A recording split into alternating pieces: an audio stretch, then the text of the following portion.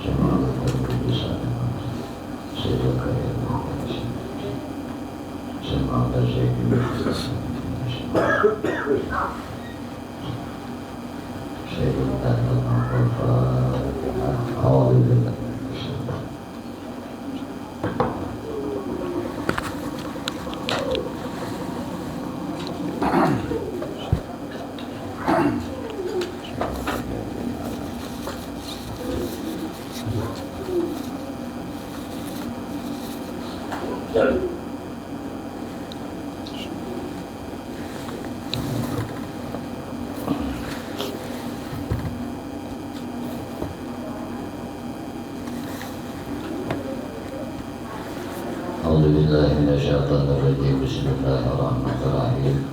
Alhamdulillahi rabbil alamin. Allahumma shalli wa sallim ala sayyidina Muhammadin wa ala alihi wa ashabihi ajma'in.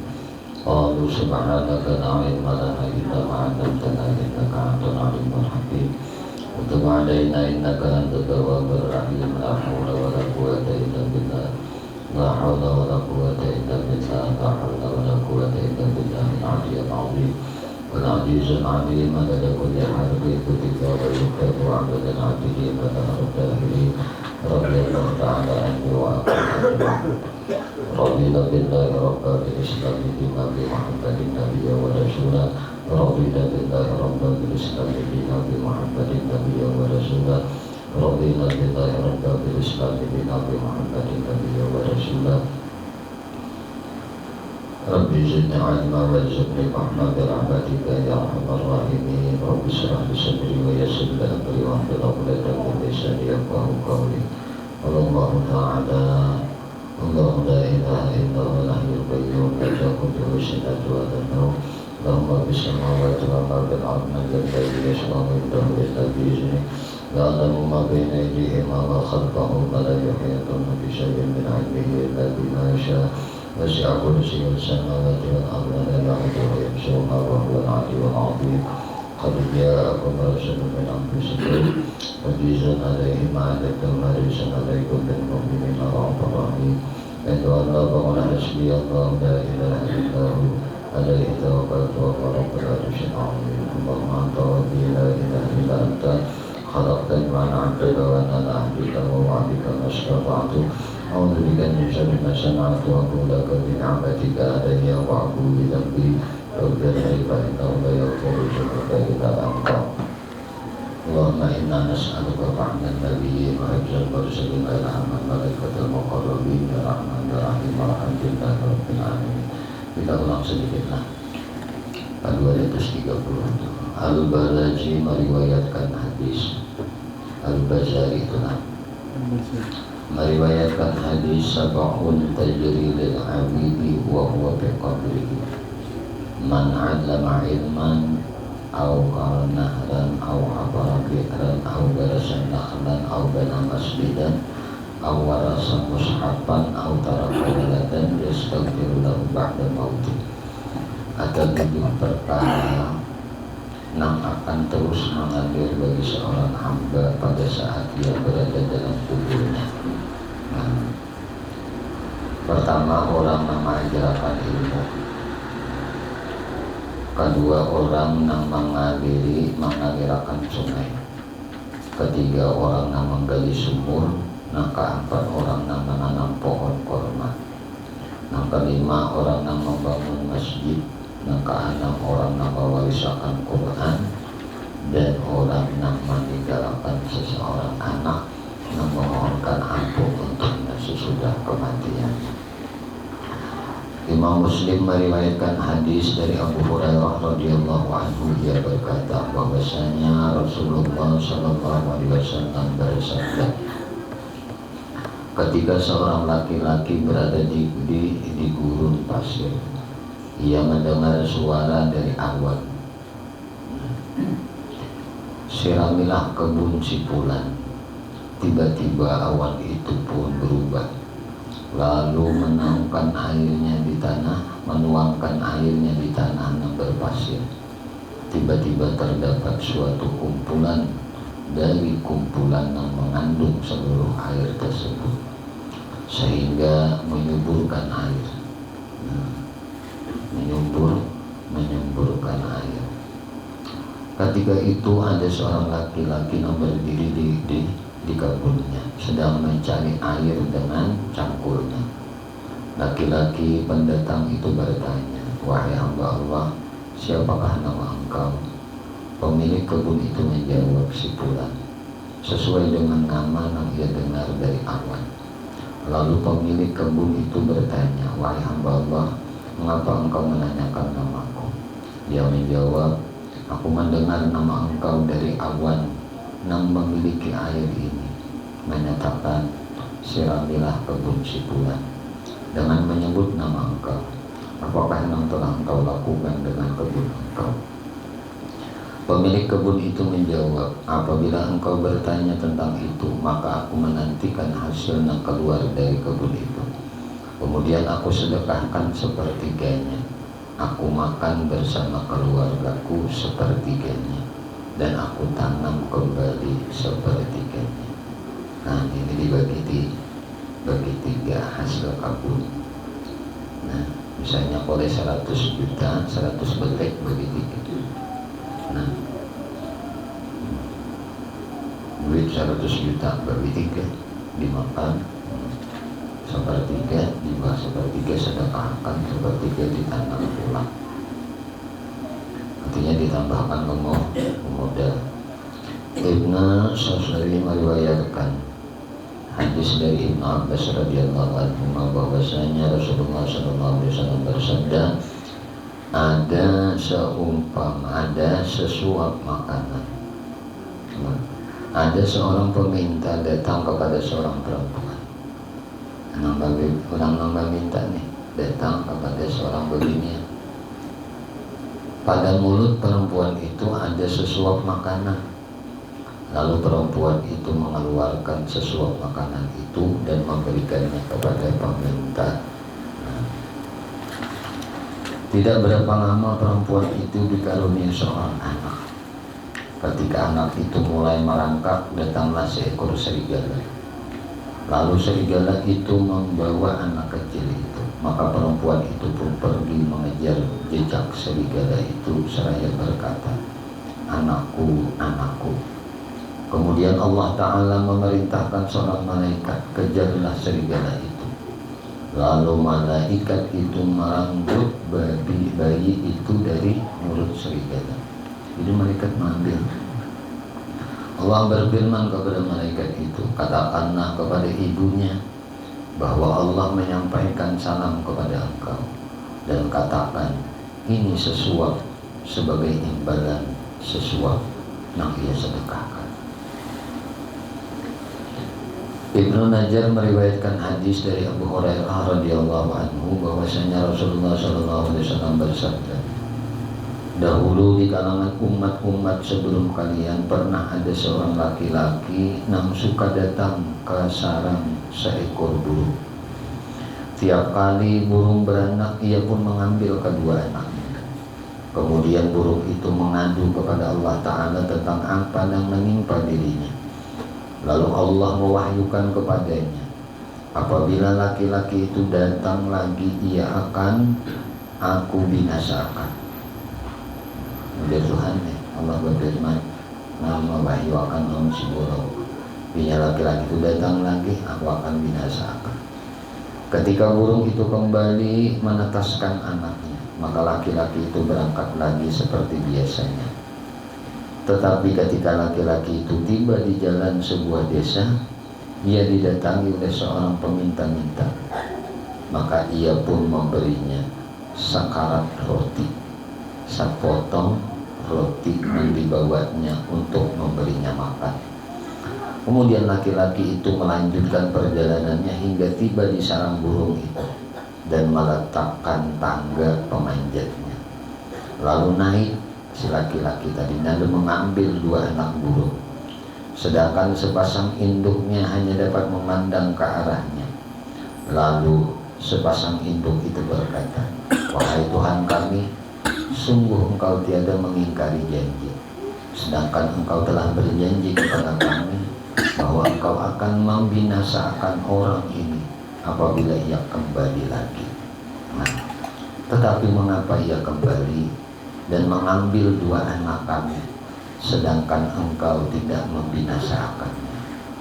Kemudian Allah mewahyukan, "Tidakkah kalian mengerti bahwa aku tidak akan membinasakan seorang pun yang bersedekah pada hari itu dengan cara su'ul khatimah?"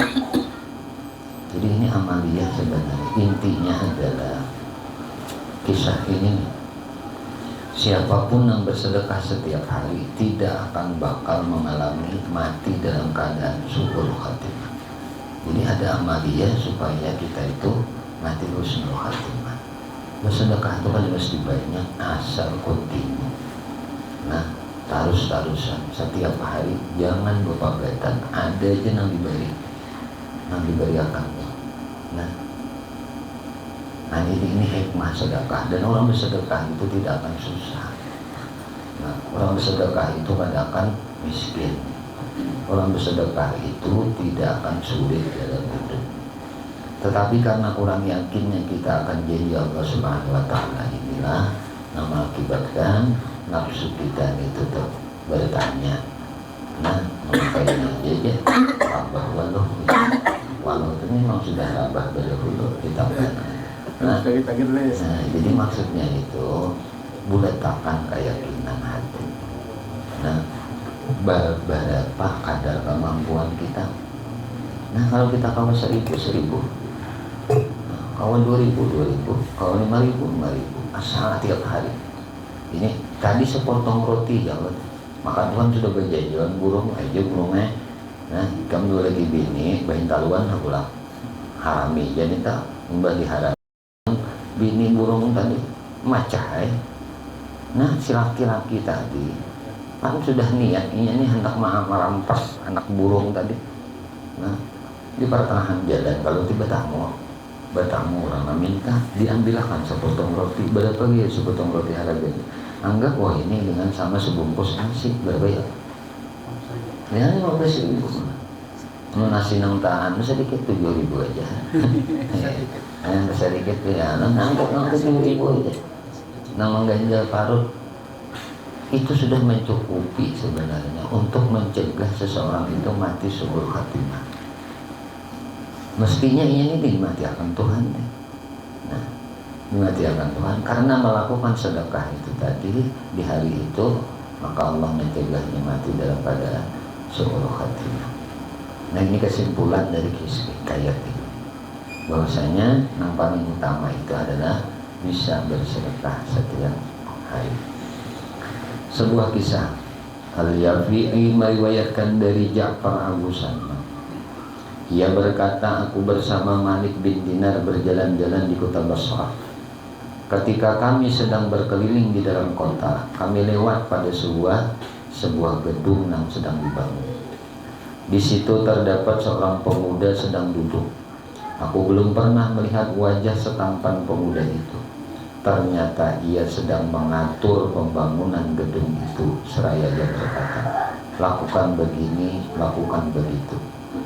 Malik berkata kepadanya, tidakkah engkau perhatikan pemuda itu, betapa tampan wajahnya dan betapa besar kemauannya di dalam membangun gedung itu. Betapa aku terdorong untuk memohon kepada Tuhanku agar menyelamatkannya. Semoga Allah berkenan menjadikannya pemuda penghuni surga. Wahai Ja'far, marilah kita menjumpainya, kata Ja'far tadi. Lalu kami pun masuk mengucapkan salam kepadanya, dan ia menjawab salam kami. Ia belum mengenal Malik. Ketika ia mengetahuinya, ia pun mendekat kepada Malik dan bertanya, apakah nang menjadi hajat Tuan? Malik bertanya, apakah sedekah nang engkau niatkan untuk gedung ini? Pemuda itu menjawab, 1000 dirham. Malik berkata, apakah engkau tidak bersedia memberikannya kepadaku sehingga dapat kuserahkan kepada yang berhak menerimanya, dan aku memberi jaminan kepada engkau bahwa Allah Ta'ala akan memberi engkau gedung yang lebih baik dari gedung ini. Ditambah lagi dengan remaja-remaja pengiring surga, para pelayannya, kubah-kubahnya, juga kemah-kemahnya yang terbuat dari batu yakut merah berhiaskan permata. Tanahnya dari ja'faran. Kemudian segiannya dari kasturi. Dan lebih luas dari gedung engkau, tidak akan rusak dan belum tersentuh oleh tangan, serta bukan dibangun. Tetapi karena Sang Maha Agung berfirman, kun, maka gedung itu menjadi ada. Pemuda itu menjawab, izinkan aku mempertimbangkannya malam ini, dan esok datanglah kepadaku. Malik menjawab, baiklah. Kata Ja'far, Malik tidur seraya memikirkan keadaan pemuda itu. Ketika waktu sahur ia banyak berdoa. Esok harinya kami berangkat pagi, ternyata pemuda itu sudah duduk. Ketika ia melihat kehadiran Malik, ia bersikap gembira kepada Malik. Kemudian pemuda itu berkata, sesuai dengan yang telah Tuhan katakan kemarin.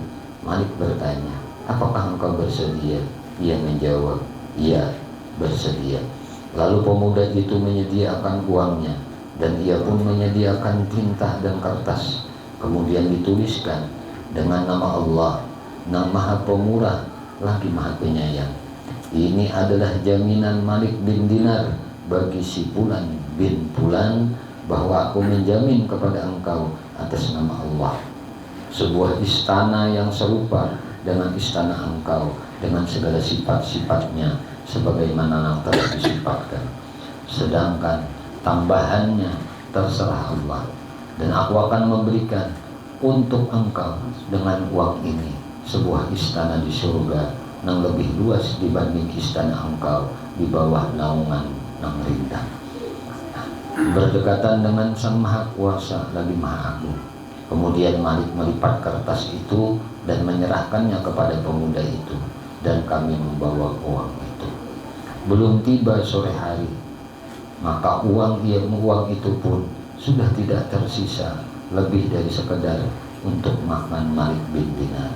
Dan sebelum pemuda itu melewati 40 hari, maka Malik mendapati sebuah surat tergeletak di mihrab. Ketika beliau selesai melaksanakan sholat subuh, lalu Malik mengambilnya dan membukanya. Ternyata pada bagian depan tertulis, tetapi bukan dengan tinta, sebagai berikut. Ini adalah pembebasan dari Allah, Sang Maha Perkasa lagi Maha Bijaksana, kepada Malik bin Dinar. Kami akan memenuhi untuk pemuda itu gedung seperti yang engkau jaminkan kepadanya, dan ditambah 7 kali lipat. Kata Ja'far, Malik merasa terheran-heran. Lalu ia mengambil surat itu, dan kami pergi lagi ke rumah pemuda itu. Ternyata pintunya tertutup. Terdengar tangisan di dalam rumah. Kami bertanya, ada apa dengan pemuda itu? Para hadirin menjawab, dia telah wafat semalam. Maka kami pun menjumpai orang yang memandikan jenazahnya. Aku berkata kepadanya, apakah engkau yang memandikannya? Ia menjawab, iya. Kata Malik bin Dinar, ceritakanlah kepadaku apa yang telah engkau lakukan. Orang itu berkata, sebelum wafat ia berpesan kepadaku, apabila nanti aku wafat dan engkau mengkampani diriku, maka letakkanlah surat ini di antara kafanku dan tubuhku.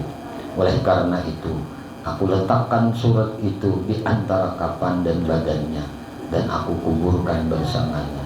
Kemudian Malik bin Dinar mengeluarkan surat yang dibawanya tadi kepadanya. Laki-laki yang memandikan imam mayit pemuda itu berkata, ini adalah suratnya. Demi Allah, zat yang telah merenggut nyawanya, surat ini sudah aku tempatkan di antara kapan dan tubuhnya dan dia kapan dan tubuhnya dengan tanganku sendiri.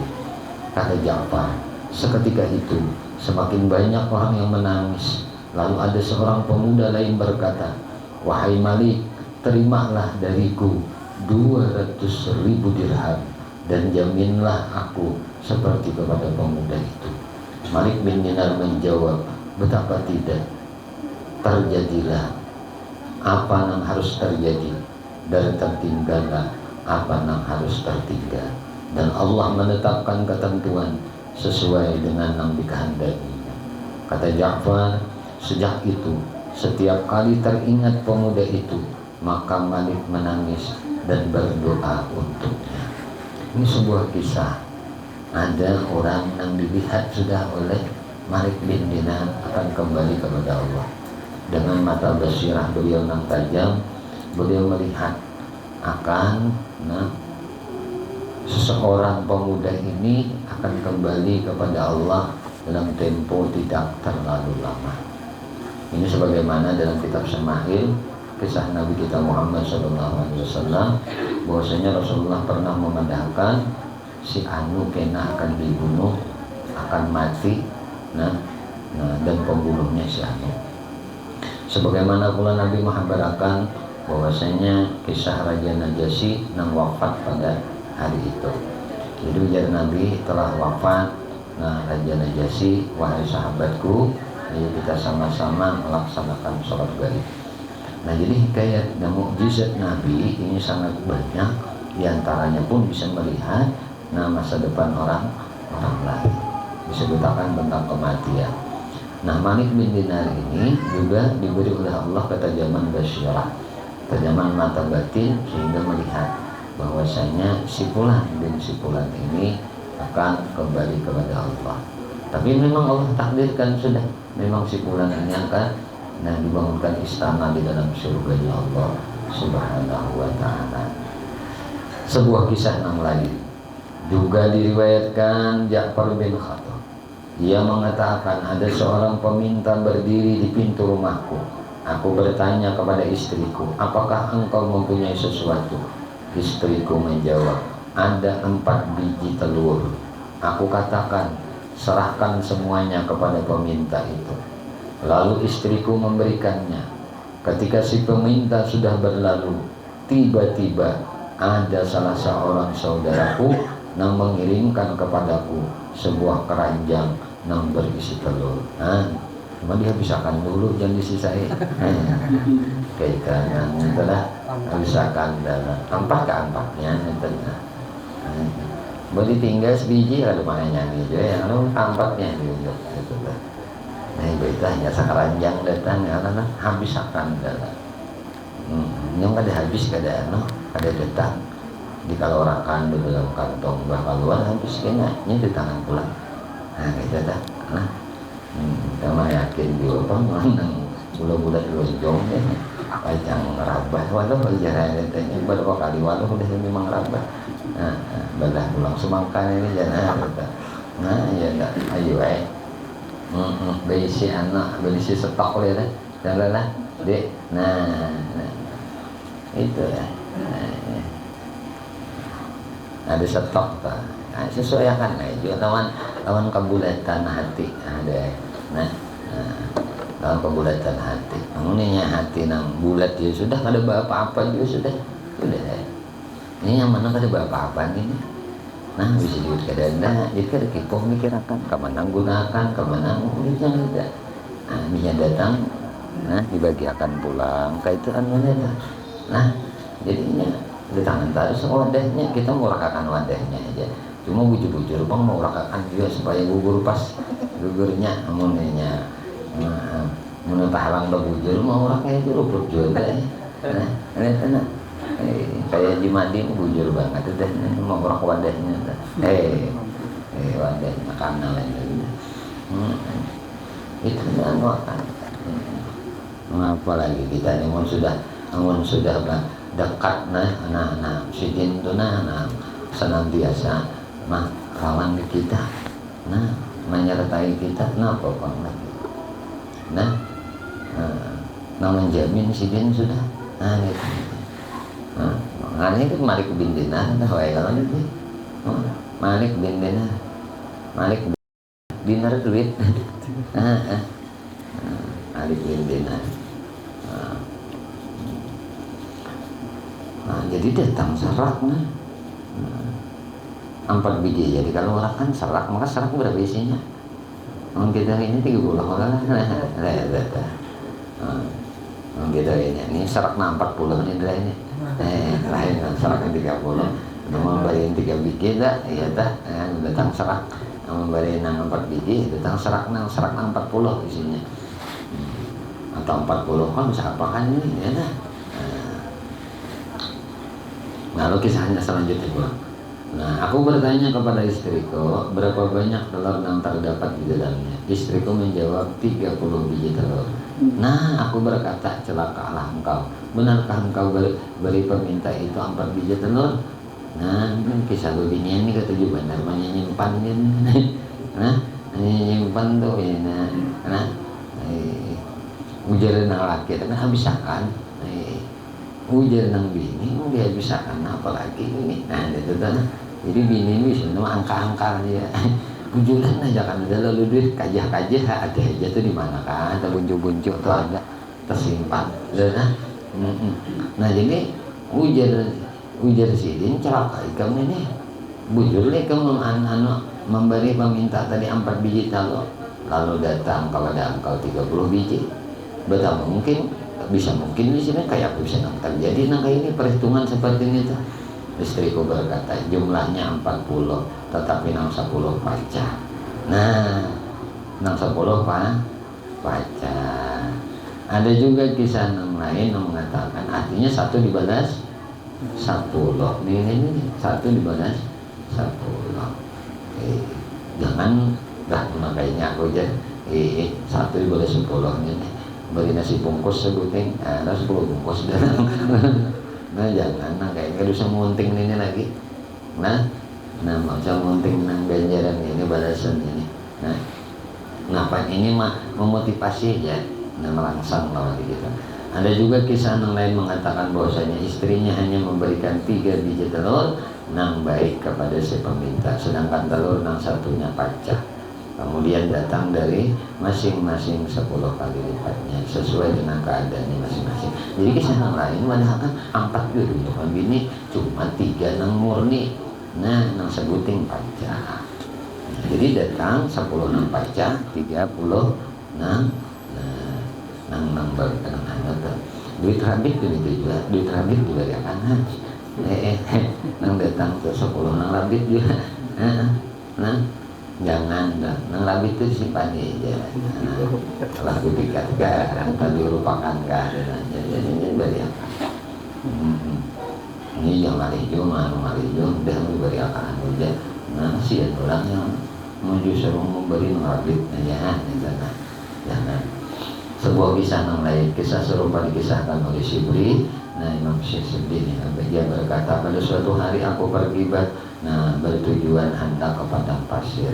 Tiba-tiba aku melihat ada seorang pemuda remaja dengan tubuh kurus, dengan tubuh nang lusuh dan berpakaian kumuh. Pemuda itu duduk di padang pasir. Ia membolak-balikan pipinya di tanah pekuburan. Sesekali menatap ke langit seraya menggerak-gerakkan bibirnya. Sementara air matanya mengalir pada kedua matanya, dan ia pun tenggelam dalam doa, tenggelam dalam zikir dan istighfar tanpa terlepas dari tasbih, takdis, tahmid, tamjid dan taklid.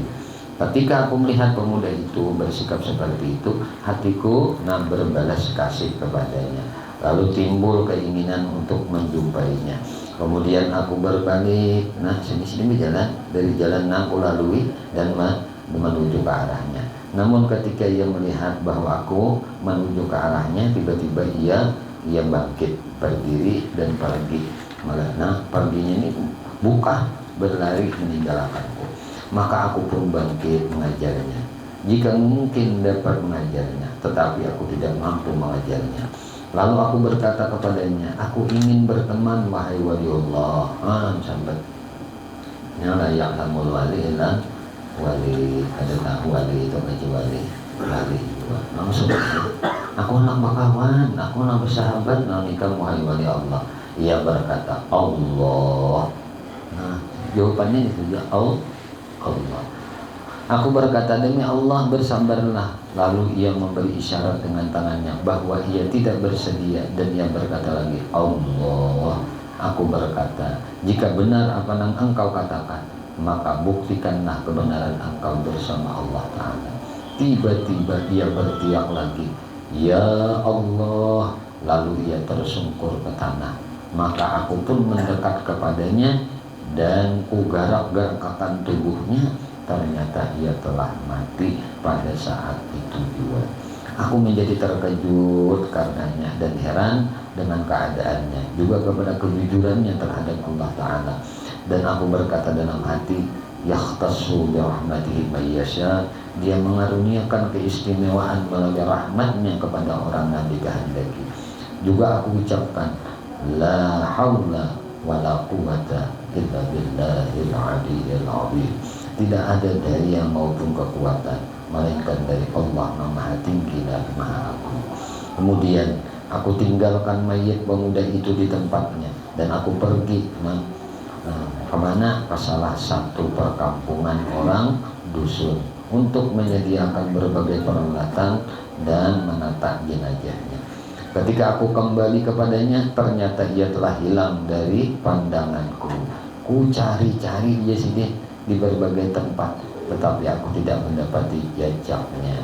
Juga tidak aku dengar, aku dan juga tidak aku dengar beritanya.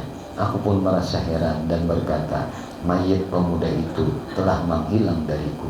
Siapakah yang telah datang kepadanya mengambil jenazahnya sebelum aku? Tiba-tiba di sini aku mendengar suara yang berkata kepadaku, wahai Shibli, aku telah berusaha menolong pemuda itu, tetapi tidak ada yang patut atau layak mengurusnya kecuali para malaikat. Itu sekarangnya malaikat mengurusnya. Hendaklah engkau tetap beribadah kepada Tuhan engkau dan memperbanyak mensedekahkan harta engkau. Pemuda itu pun tidak dapat mencapai kedudukan seperti yang telah diperolehnya, melainkan melalui sedekahnya 1 hari di dalam 1 tahun.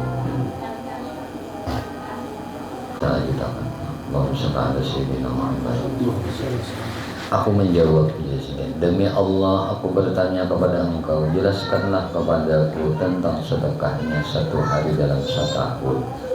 Apa artinya itu? Suara itu menjawab, wahai Shibli, sesungguhnya pemuda ini pada awal masa remajanya adalah seorang pendosa, seorang pendurhaka, seorang fasik, seorang penzina. Kemudian Allah Azza wa Jalla menunjukkan kepadanya suatu mimpi yang mengejutakannya dan membuatnya tergoncang. Ketika itu di dalam mimpinya ia melihat kemaluannya berubah menjadi ular dan berputar-putar di mulutnya. Kemudian keluar pula api yang berkobar-kobar dari mulutnya sehingga membakar dirinya sampai menjadi seperti orang yang hitam. Lalu ia terbangun dalam keadaan ketakutan seraya pergi berupaya menyelamatkan dirinya dengan beribadah kepada Tuhannya. Dan sejak hari ia kembali kepada Tuhannya 12 tahun yang lalu, ia selalu merendahkan diri dan bersikap khusyuk. Kemudian kemarin ada seorang peminta datang kepadanya meminta sarana makan untuk hari itu. Lalu ia melepas bajunya dan menyerahkan kepada peminta itu. Kemudian peminta itu membentangkan tangannya, berdoa memohonkan ampun untuknya. Lalu Allah Subhanahu wa Ta'ala Azza wa Jalla mengabulkan doanya melalui berkah sedekahnya dan membuat gembira si peminta tersebut, sebagaimana yang dinyatakan dalam hadis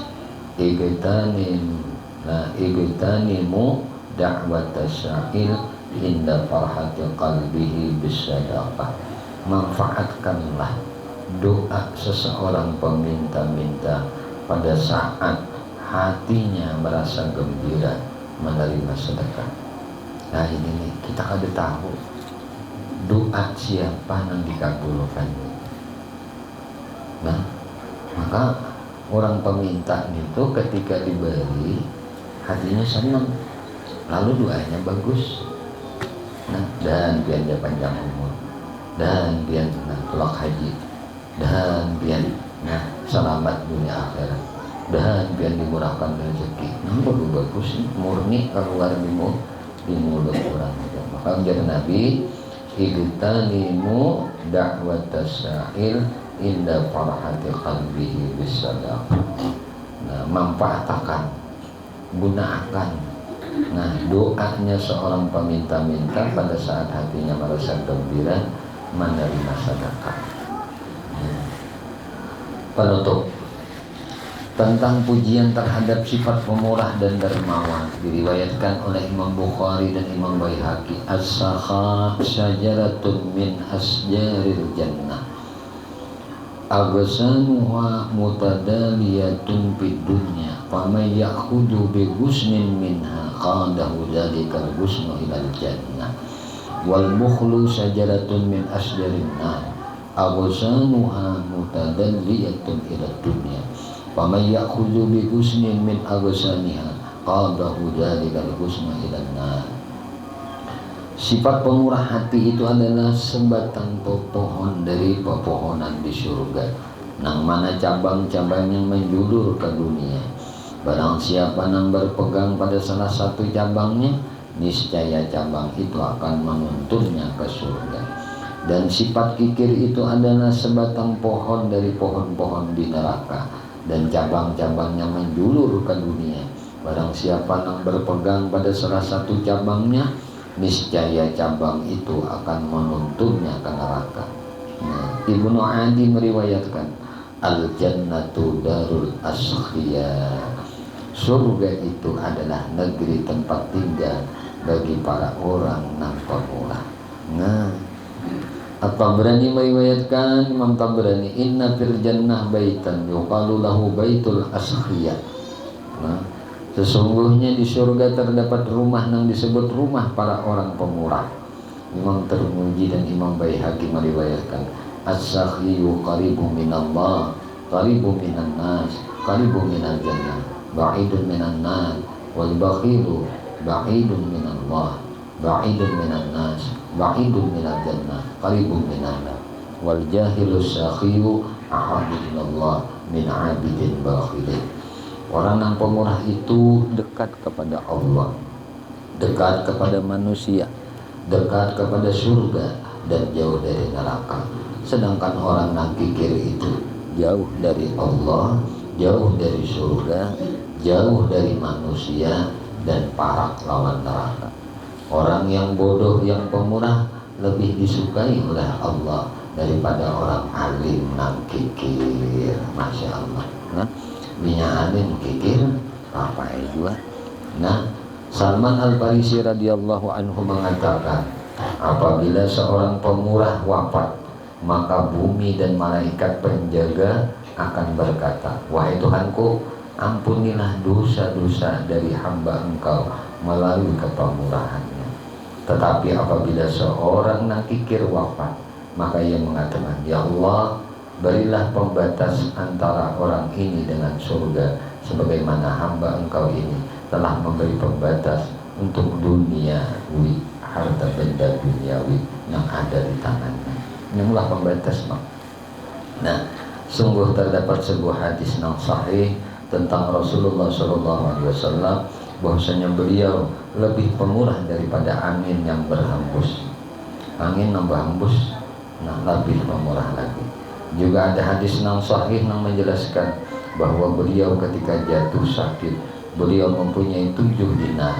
Lalu beliau memerintahkan kepada Aisyah radhiyallahu anha, nah, agar diserahkan kepada Ali radhiyallahu anhu untuk disedekahkan.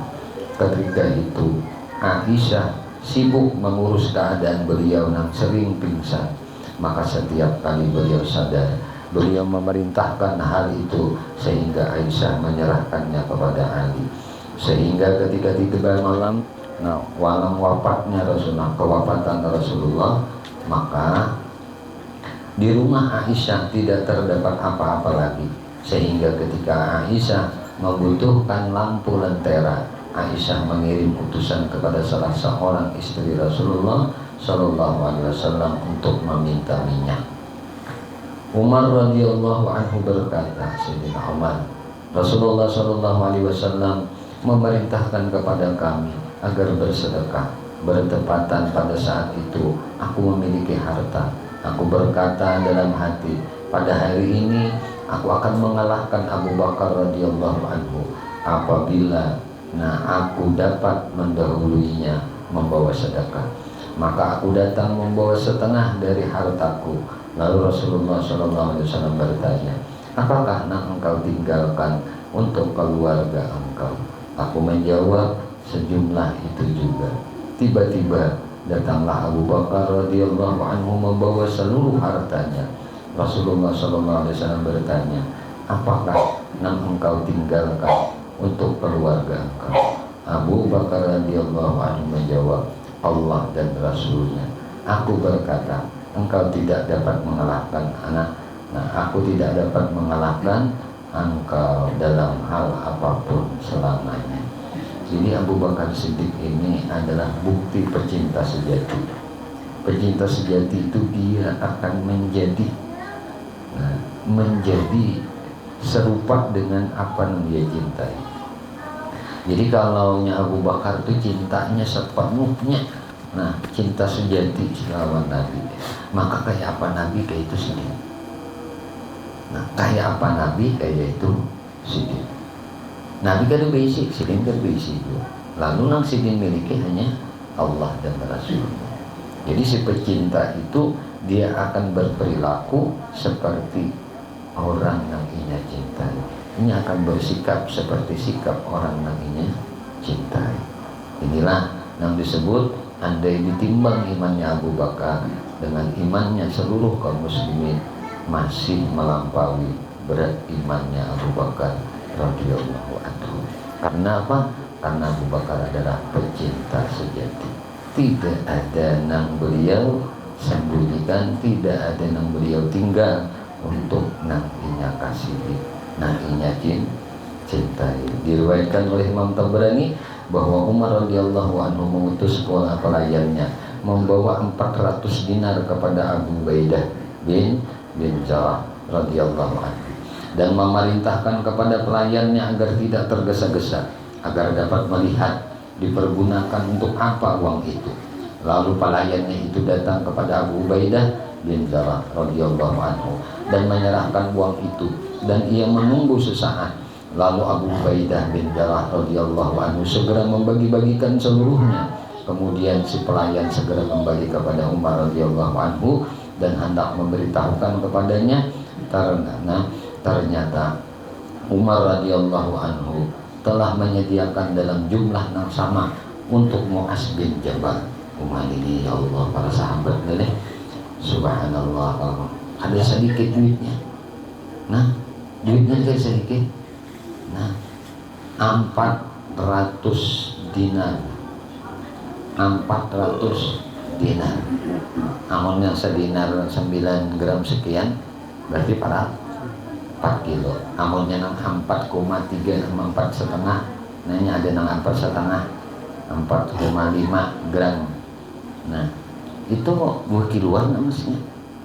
Emas, mau hitung wah ini duitnya berapa? 2 miliaran. Amunnya kali 4 graman tadi. Amunnya kali 9 gram sekilo. 4-nya 400 dinar 4 kilo berarti sekitar 4 miliar. Ketika itu juga habis. Jadi Sayyidina Umar nih pulang menyediakan dalam jumlah yang sama untuk Mu'az bin Jabal radhiyallahu anhu. Umar radhiyallahu anhu mengirimkannya kepada pelayannya lagi. dan memerintahkan kepada pelayannya agar tidak tergesa-gesa juga. Lalu pelayannya melaksanakan hal itu.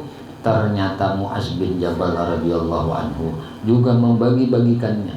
Istri Mu'az radhiyallahu anhu menyaksikan hal itu. Lalu ia berkata, demi Allah, kami adalah orang miskin. Oleh karena itu, berilah kami. Tetapi tidak tersisa dalam kantong uang tersebut kecuali hanya 2 dinar. Lalu kedua dinar itu diberikan kepada istrinya. Kemudian si Fulan kembali kepada Umar radhiyallahu anhu, si pelayan tadi, bubulik, kembali pada Sayyidina Umar radhiyallahu anhu dan memberitakan tentang hal itu. Dan ia berkata, sungguh mereka itu saling bersaudara, sebagian kepada sebagian yang lain. Kayak pemulahnya Imam Bahari. Diriwayatkan pada sebuah riwayat dengan sanad hasan bahwa istri Thalhah bin Ubaidillah radhiyallahu anhu melihat suaminya sedang susah, ia pun bertanya, ada apa dengan engkau? Boleh jadi engkau merisaukan kami karena kami mencela engkau. Thalhah radhiyallahu anhu menjawab, tidak, dan engkau adalah sebaik-baik istri seorang muslim. Tetapi telah ada banyak harta yang terkumpul padaku, sedangkan aku tidak mengerti bagaimana cara mempergunakannya. Istrinya berkata, panggillah kaum kerabat engkau dan bagi-bagikanlah kepada mereka. Kemudian Thalhah radhiyallahu anhu berkata, wahai pelayan, panggillah kaum kerabatku ke sini. Ketika itu jumlah yang ia bagi-bagikan mencapai 400.000 dinar. Oh ya Allah, banyak duitnya. 400.000 dinar. Berapa duitnya ya? Nah, amun inya 100 dinar tadi, 1.000 dinar. Nah, 1.000 dinar angka 2 pikul. Amalnya 4 gram sekian. Nah, amalnya kali 9 gram sekian. Nah, hampir sekilo tadi. 1.000 dinar sepikul kalau emasnya. Nah, ini 400. Berarti 400 pikul. Ya kan? Ya kan? Amun inya toh, amunnya dikalikan 2 aja dulu. Dikaliakan 2 dikaliakan sa tadi. Nah, sa 4 graman sekian, 4 gram setengah sedinar. Nah, berarti amunnya 100 dinar. 100 dinar berarti berapa? Amun 4 gram 4 gram. Hah? Berapa? Amunnya nang kan sekilo tadi. Amun 10 gram 1.000 dinar sekilo lah. Nah, amunnya 4 gram aja bang. 4 gram. Hah? 4 kilo setengah. Apa? Sekilo 100. Mun 1.000 4 kilo setengah. Berapa? Mun 1.000 40 kilo lah, 40 kilo ya lah, 4 kilo setengah. Amoninya 1.000, 4 kilo setengah. Nah, 1.000 amunnya dikalikan 400.000, berarti 4 kilo setengah 4 kilo setengah 4 kilo setengah lah. Nah, 4 berapa dah? Berapa jumlahnya? 4 kilo setengah. Nah, 45 kilo kali, nah, kali berapa? Nah, kali 400.000, berarti 1.045 kilo kali 400, berapa? 4 ton setengah lah, ya kan? Itu kan? Ya tidak? 4 ton setengah, ya kan? Ya kan? 4 ton setengah itu emasnya. Ya Allah, ini emas 4 ton. Amun kali tadi berapa? Oh ya Allah, ada sedikit. Kaliakan duit berapa ya? Hah? Amun kaliakan duit? Ini dinar ini duit emas. Hah? berapa triliunnya? Triliun kah duitnya? Triliunnya lah. Nah, ya Allah. Ayo, kayak ini pandiran nang bini, ini akur dulu lagi bini. Diwatakan sebuah riwayat dengan sanad Hasan. Nah, Hasan sanadnya nih, bahwa istrinya si Talha, nah, bin Abi Ubaidillah, nah, radhiyallahu anhu melihat suaminya sedang susah. Ya betakon apa nih? Ada apa nih? Nah, ujar nang bini teh boleh jadi engkau ini merasakan nah mari sawakan kami karena kami mencela engkau. Talha radhiyallahu anhu menjawab, ada apa? Dan engkau adalah sebaik-baik istri seorang muslim. Tetapi telah ada banyak harta yang terkumpul lawan daku, sedangkan aku kadang mengerti bagaimana cara menggunakannya. Wah, lalu aja nang bini, ayo kiau karabat situ kedutaan keluarga. Umang ada janun miliarder kayak ini nih. Ya nah. Ada sih nangga ini, nggak Talha nih. Nah, ayo kiau keluarga beritaan, panggil kaum kerabat engkau, bagi-bagiakan kepada mereka. Lalu jadi si Talha, wahai pelayan, panggil deh kaum kerabatku ke sini. Nang dibagi-bagi jumlahnya 400.000 dinar. Ya Allah. Nah, dalam kitab Riyadun Nadalah dikisahkan menerangkan panjang sekali bahasa bisa. Kita mau hitung amas dia aja dan hitung bahasa lagi. Hitung bahasa lagi. Kalau picek dulu buatnya, picek apa? Ustaz Miftah picek 4 gram aja, 4 gram kali 1000. 4 gram kali 100 berapa? 4 on. Ya, munnya kali 1000, 4 gram kali 1000, 4 kilo kah? Hah? Ya kah? 4 gram kali 1000 berapa? 4 kilo. Hah? 45 kilo. 40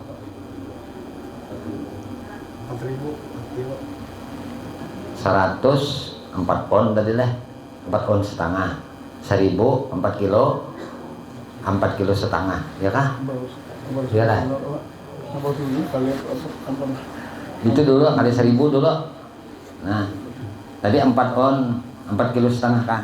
1000 dah. 1000 gram. 1000 dinar. 4 kilo setengah.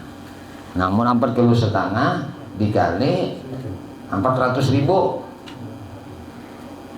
1.800 kilo. Hah? 1.800 kilo kali 1.800 kilo kali. Apa rak 2 ton? 900. 1.800 rak 2 ton. Rak 2 ton. Nah, kali 1,6 triliun. Wallahu a'lam. Sudah satu rak 2 triliun si Talha bagi-bagi harta. Mudah-mudahan dibagi-bagi wadah. Mudahan kena ada bertamu keluarga nang kayak gini. Yang tadi kita seorang nu baginya ya lah. Amin. Wallahu a'lam bishawab. Ya Allah ya Tuhan kami memohon kepada Engkau ampuni dosa kami ya Allah, ampuni dosa ibu bapa kami ya Allah, ampuni dosa guru-guru kami ya Allah, istri kami, suami kami, anak cucu kami, sahabat-sahabat kami, jiran-jiran kami, tetangga-tetangga kami, dan dosa-dosa seluruh kaum muslimin dan muslimat, kaum mukminin dan mukminat ya Allah, istiqamahkan kami di dalam bertaubat, dalam beristighfar, dalam berzikir, dalam beramal ibadah kepadamu, dalam bersalawat kepada Nabi-Mu, di dalam menuntut ilmu ya Allah. Kami memohon kepada Engkau berkah Nabi Engkau Muhammad, berkah keluarga Nabi Engkau Muhammad, berkah para sahabat Nabi Engkau Muhammad, berkah para wali-wali Engkau, berkah orang-orang saleh, berkah guru-guru kami, dan berkah kedua orang tua kami ya Allah. Matikan kami baratan dalam keadaan husnul khatimah bi syafaati Rasulullah sallallahu alaihi wasallam. Amin Allahumma amin. Sallallahu alaihi Muhammadin wa alihi wasallam. Alhamdulillahirabbil alamin. Ya